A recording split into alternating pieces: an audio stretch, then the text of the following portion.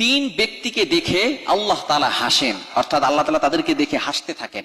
আল্লাহ তাআলা তাদের প্রতি সন্তুষ্ট হয়ে যান। যদি আল্লাহ তাআলা কারো প্রতি এরকম সন্তুষ্ট হয়ে হাসেন, তাহলে ওই ব্যক্তির জন্য কিয়ামতের ময়দানে কোনো প্রশ্ন থাকবে না। বিনা হিসেবে উইল গো টু প্যারাডাইস, তারা জান্নাতে চলে যাবে। অর্থাৎ আপনি অনেককে হাসিয়েছেন, অনেকের মনে আনন্দ দিয়েছেন। আপনি কি আপনার সৃষ্টিকর্তা আল্লাহর মুখে কখনো হাসি ফুটাতে পেরেছেন? আপনি কখনো আল্লাহ তাআলাকে হাসাতে পেরেছেন? এই তিন শ্রেণীর মানুষকে দেখে আল্লাহ সুবহানাহু ওয়া তাআলা হাসেন এবং তাদের প্রতি সন্তুষ্ট হয়ে যান। আসুন এই তিনটি কোয়ালিটি আজকে আমরা আমাদের ভিতরে ফিট করবো, ইনশাআল্লাহ। পারা যাবে না? আমরা এই তিনটি কোয়ালিটি আমাদের ভিতরে ফিট করব। নাম্বার ওয়ান, এক নাম্বার হচ্ছে আল্লাহ তাআলা যাদেরকে দেখে হাসেন, সহিহ তারগীবের ভিতরে রয়েছে হাদিসটি। নবীজি সাল্লাল্লাহু আলাইহি সাল্লাম জানিয়ে দিয়েছেন, যে ব্যক্তির সুন্দর স্ত্রী আছে এবং সুন্দর বিছানা রয়েছে, সে চাইলে আনন্দ করতে পারে, সবকিছু আছে, তারপরেও সে রাতের বেলা শেষ রাতে উঠে সে ওযু করে পবিত্র হয়ে তারপরে সে আল্লাহর জন্য নামাজে দাঁড়িয়ে যায়। এই ব্যক্তির দিকে তাকিয়ে আল্লাহ সুবহানাহু ওয়া তাআলা হাসতে থাকেন। বলেন সুবহানাল্লাহ। আপনি কল্পনা করতে পারছেন?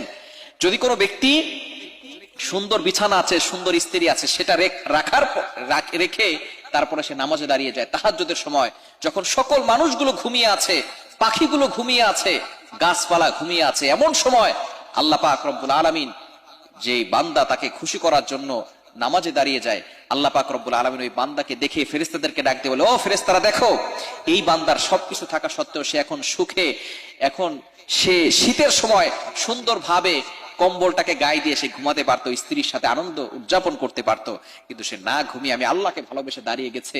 এই বান্দাকে দেখে আল্লাহ তাআলা হাসতে থাকেন এবং তার জন্য ফেরেশতাদের কাছে জান্নাতের জন্য গ্যারান্টি দিয়ে থাকেন।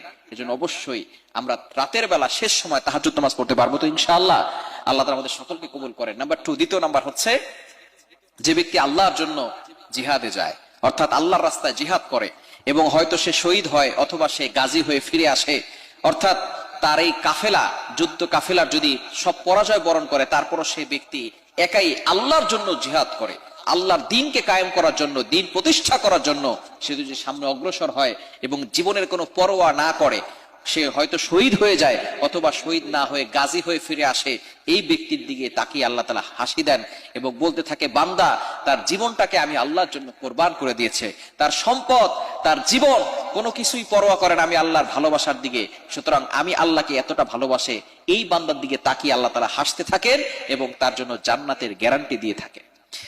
নাম্বার থ্রি, তৃতীয় নাম্বার হচ্ছে যে ব্যক্তি দুঃখে কষ্টে সফরে থাকা অবস্থায়ও, কাফেলার সঙ্গে সফরে আছে, দুঃখে আছে, কষ্টে আছে, তারপরও সে আগে আগে ঘুম থেকে উঠে নামাজ পড়ে, সালাত কখনো মিস করে না, এই ব্যক্তির দিকে তাকিয়ে আল্লাহ তাআলা হাসেন।